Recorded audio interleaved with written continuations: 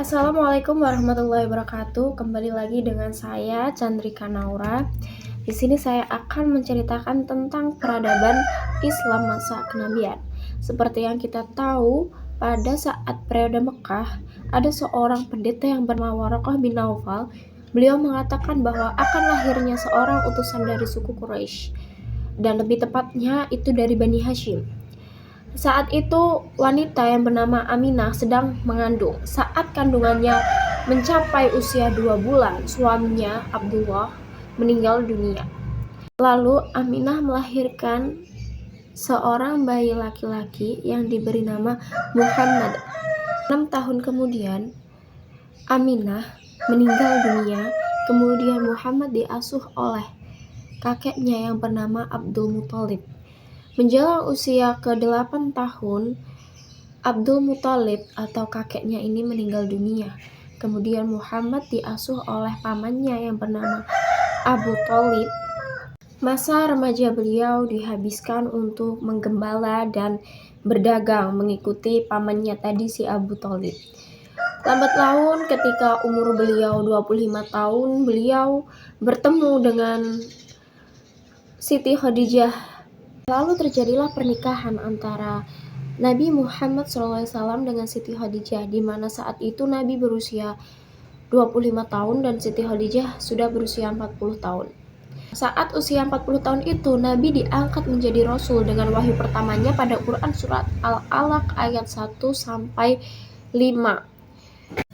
Saat itu Nabi sedang berdiam diri di Gua Hira, kemudian datanglah malaikat Jibril yang membawakan wahyu Quran Surat Al-Alaq ayat 1-5 yang memerintahkan untuk membaca. Sepulangnya beliau dari Gua Hira itu, beliau merasa ketakutan.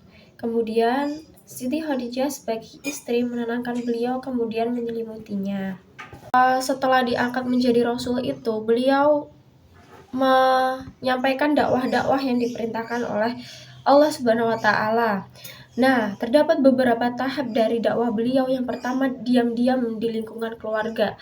Dari dakwah diam-diam tadi, beliau berhasil mengislamkan 4 kalangan. Yang pertama dari kalangan wanita, yaitu Siti Khadijah, istrinya sendiri, dan dari kalangan sahabat yaitu Abu Bakar, dari kalangan budak itu Zaid bin Haritsah, dan yang terakhir dari kalangan anak-anak yaitu sepupunya sendiri Ali bin Abi Thalib.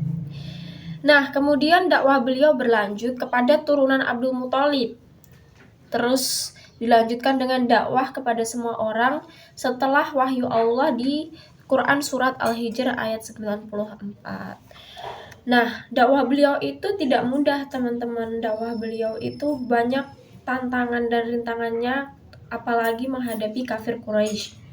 Nah, ada beberapa faktor Quraisy menentang dakwah Nabi SAW. Yang pertama yaitu para pemimpin Quraisy tidak dapat menerima ajaran Nabi. Karena kan kafir Quraisy itu sudah sudah melekat ajaran nenek moyang mereka, yaitu menyembah berhala. Terus faktor kedua itu mereka tidak dapat membedakan kenabian dan kekuasaan. Lalu yang ketiga, mereka takut kehilangan mata pencaharian. Mereka mengikuti ajaran nenek moyang yang sudah turun-temurun pada bangsa Arab. Dan yang terakhir, Nabi SAW menyerukan persamaan hak hamba, sahaya, dan bangsawan, yang dimana itu sangat tidak bisa diterima oleh Quraisy sehingga mereka menentang. Kemudian karena banyaknya pertentangan dari kaum Quraisy tadi, akhirnya Rasulullah memutuskan untuk hijrah ke Habasyah, yang saat itu dipimpin oleh Utsman bin Affan yang diikuti 15 orang, yaitu 10 pria dan 5 wanita, termasuk istrinya Ruqayyah binti Muhammad. Dan mereka pun berangkat ke Habasyah. Dan ada lagi pimpinan Ja'far bin Abi Thalib yang diikuti 81 orang, di mana 80 pria dan wanita, dan 1 wanita yaitu Ummu Habibah, putri dari Abu Sufyan. Setelah hijrah ke Habasyah tadi, Rasulullah SAW mengalami Amul Husni, yaitu tahun kesedihan, di mana pamannya Abu Thalib dan istrinya Siti Khadijah meninggal dunia. Abu Thalib dan Siti Khadijah sama-sama meninggal pada tahun 10 kenabian.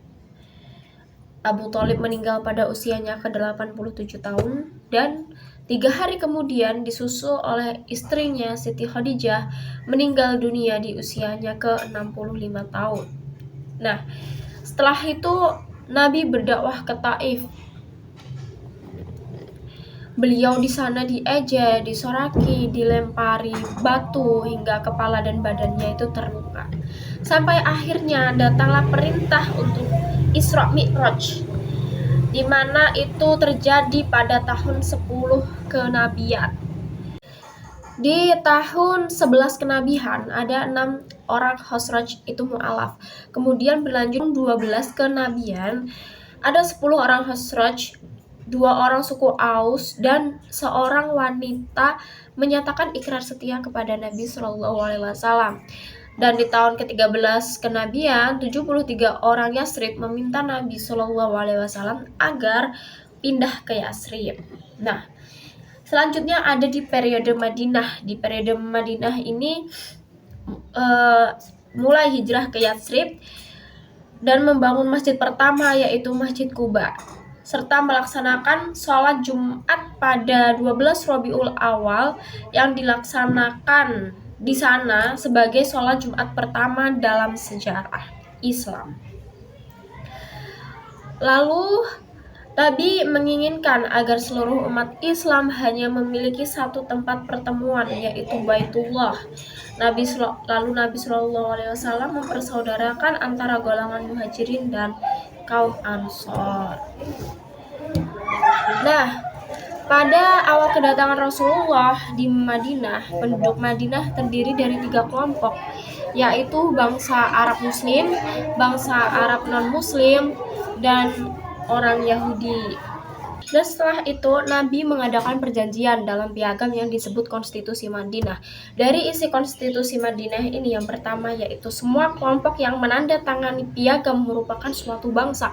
Yang kedua, bila salah satu kelompok diserang musuh, maka kelompok lain wajib untuk membelanya. Yang ketiga, masing-masing kelompok tidak dibenarkan membuat perjanjian dalam bentuk apapun dengan orang Quraisy. Yang keempat, masing-masing kelompok bebas menjalankan ajaran agamanya tanpa campur tangan kelompok lain. Yang kelima, kewajiban penduduk Madinah, yaitu Muslim, non-Muslim, dan Yahudi tadi, saling membantu moral dan material. Yang terakhir, Nabi Muhammad SAW adalah pemimpin seluruh penduduk Madinah dan beliau menyelesaikan masalah yang timbul antar kelompok. Nah, di tengah perjalanan hijrah beliau ke Madinah tadi, muncullah beberapa konflik yang menimbulkan perang di sini. Yang pertama yaitu perang Badar yang terjadi pada bulan Ramadan tahun 2 Hijriyah atau sekitar 624 Masehi. Di situ Quraisy memiliki 1000 orang pasukan yang dipimpin oleh Abu Jahal dan kaum muslim sendiri hanya terdapat 314 orang. Tapi akhir perang tersebut dimenangkan oleh kaum muslimin. Lalu berlanjut ke perang Uhud yang terjadi pada tahun 3 Hijriah atau 625 Masehi, yang dimana prajurit Abu Sufyan sebanyak 3000 orang, sedangkan muslim itu atau pasukan Nabi sendiri itu hanya berjumlah 1000 orang. Nah, dari 300 orang Yahudi dan Abdullah bin Ubay itu membelot, sedangkan 70 orang muslim lainnya gugur, termasuk paman Nabi yaitu Hamzah yang hatinya dimakan oleh Hindun.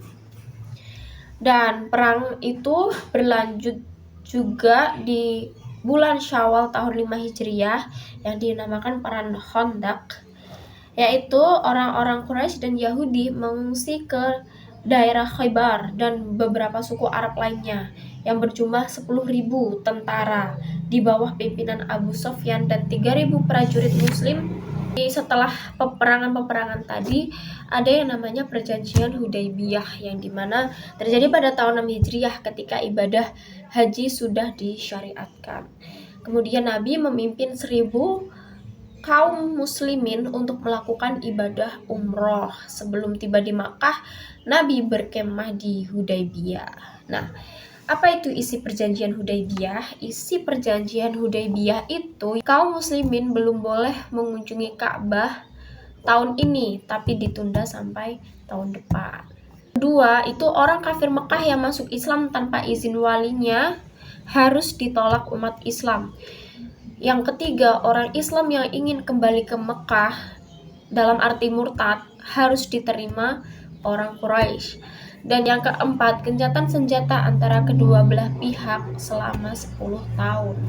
Dari perjanjian Hudaybiyah tadi ada pelanggaran, yaitu pelanggaran perjanjian Hudaybiyah itu yang pertama adalah tahun 8 Hijriah, Bani Quraisy membantu sekutunya Bani Bakr yang berperang dengan Bani Khuza'ah, sekutu umat Islam. Dan yang kedua, maka Nabi bersama 10.000 pasukan bertolak ke Mekah. Dan yang ketiga, Abu Sofyan sebagai pemimpin Quraisy, Muawiyah atau anak dari Abu Sofyan, dan Abbas paman Nabi menemui Nabi untuk menyatakan diri masuk Islam. Dan yang terakhir, 360 berhala di Ka'bah itu dihancurkan. Nah, lanjut. Pada tahun 10 Hijriah, Rasulullah Shallallahu Alaihi Wasallam melaksanakan haji untuk yang pertama dan terakhir yang dikenal dengan Haji Wada. Nah, khutbah pada Haji Wada ini yang pertama ada jangan menumpahkan darah kecuali dengan hak. Yang kedua, jangan mengambil harta orang lain dengan batil. Yang ketiga, jangan riba dan menganiaya. Yang keempat, jangan balas dendam dengan tebusan dosa. Yang kelima, memperlakukan istri dengan baik dan lemah lembut. Yang keenam, perintah menjauhi dosa. Yang ketujuh, perintah saling memaafkan atas nama pertengkaran. Yang kedelapan, tegakkan persaudaraan dan persamaan antar manusia. Yang kesembilan, perintah memperlakukan hamba sahaya dengan baik. Yang kesepuluh, perintah harus berpegang teguh kepada Al-Quran dan Sunnah. Itu isi dari khutbah Haji Wada yang pertama dan terakhir. Nah, lalu pada Senin 12 Rabiul Awal tahun 11 Hijriah, Rasulullah Shallallahu Alaihi Wasallam wafat di usia beliau yang ke-63 tahun di rumah istrinya Aisyah. Kemudian Abu Bakar melantunkan Quran surat Ali Imran ayat 144 dan berpidato, "Wahai manusia, barang siapa memuja Nabi Muhammad SAW, maka Nabi Muhammad SAW telah wafat. Tetapi barang siapa memuja Allah Subhanahu wa Ta'ala, maka Allah hidup selama-lamanya." Sekian dari materi peradaban Islam masa kenabian. Ada kurang lebihnya mohon maaf. See you and thank you. Wassalamualaikum warahmatullahi wabarakatuh.